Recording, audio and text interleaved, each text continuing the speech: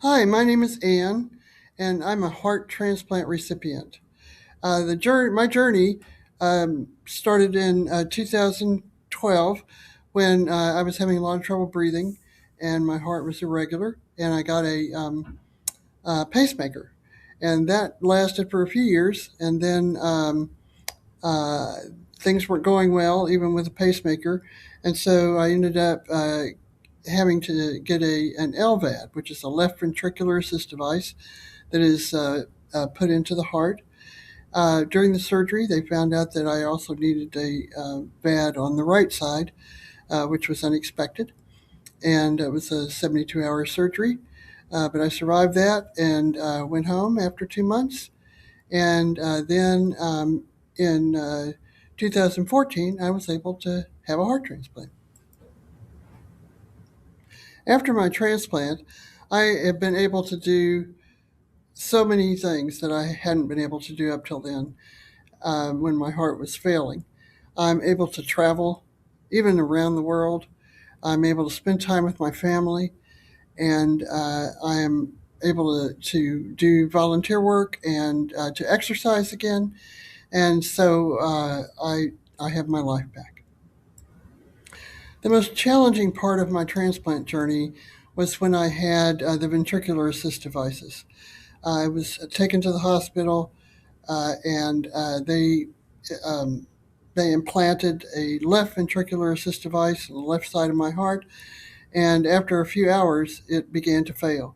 So they had to open me back up and put in another VAD on the right side of my heart. And they told me I was the first person in their hospital to survive that surgery. It was a long 72 hours of surgery, and it was a 2 month stay in the hospital to recover. But I finally was able to go home. But I had two machines in my body, and I had to carry them everywhere I went. And but they kept me alive. I stayed hopeful while I was waiting for a transplant because I'm a hopeful person. But also, I encountered so many wonderful people during my care, especially the lady who took my blood work. She was just always lifting me up. I talked with other patients who had been through the same thing, and my doctors and especially my nurses were also very uplifting. Since my transplant surgery, I have worked on trying to stay as healthy as possible. I like to do exercise, so I would do that. I would make sure that I ate pretty much the right kind of stuff. I do like chocolate, but I would make myself healthy meals, and just try to stay on top of things.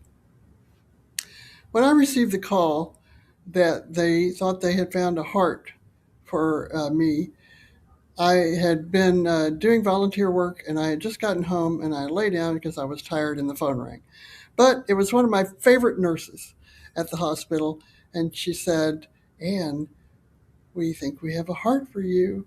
And I just burst into tears, and she burst into tears, and then I called my family and told them, and everybody was excited, and my caregiver and I took my VADs out of the crummy hospital bag. I mean, out of my nice bags, and we put them back in the crummy hospital bags, and got in the car and went down there. We were way early; they weren't even ready for us, but I was so excited to get rid of the VADs and have a heart transplant. The recovery after the heart transplant was so much easier than the VADs. I was up and walking the third day after my surgery. I was only in the hospital for 2 or 3 weeks, and I went home, had caregivers for a while, but then I didn't need them anymore, and I could do everything I wanted to do. I could drive a car, I could exercise after a while, and just get on with life. My advice for someone who's going through the transplant evaluation or waiting for a transplant is to be as healthy as you can. Take care of yourself. Eat the right foods. Get some exercise. You may be very tired and you can't do much, but do what you can do. And listen to your care team. They know what they're talking about.